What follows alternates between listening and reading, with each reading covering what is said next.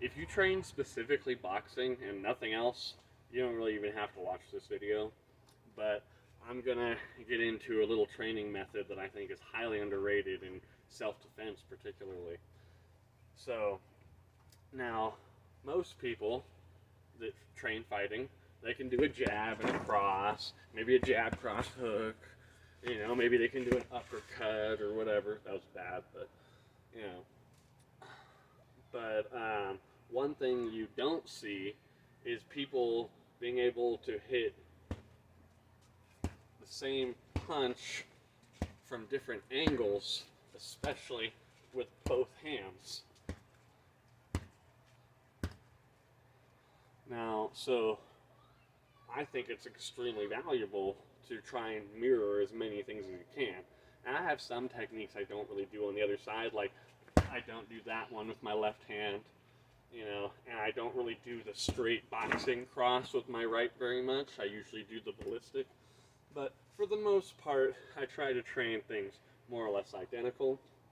So what I'll do is I'll take a move, like I'll take the jab, right? And I'll start from here with my shoulder all the way out. And I'll have to do that straight kind of thing.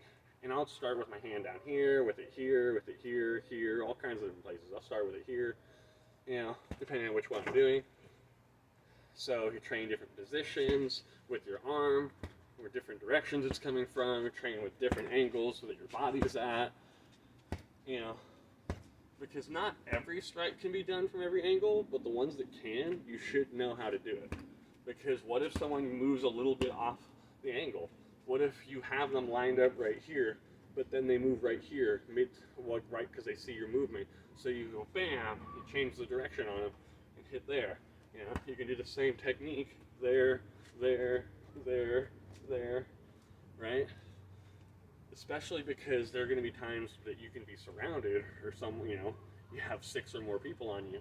Boom, boom, boom, boom. It's not about being able to knock out every person with every punch. It's about maintaining initiative by being the one who attacks each person first. And when you can, get out of that circle.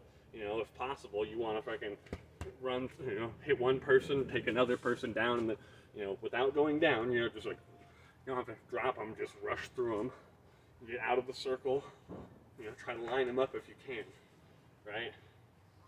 But while that's always the goal, like I said, there's going to be times that you're going to be surrounded, and you might want to have to block like this and just kind of swing, right?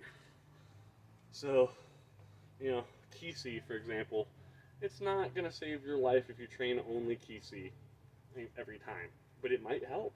Like I've seen the stuff they do, and there's some value to it, but it's just not going to be as efficient as one-on-one fights as like boxing or something.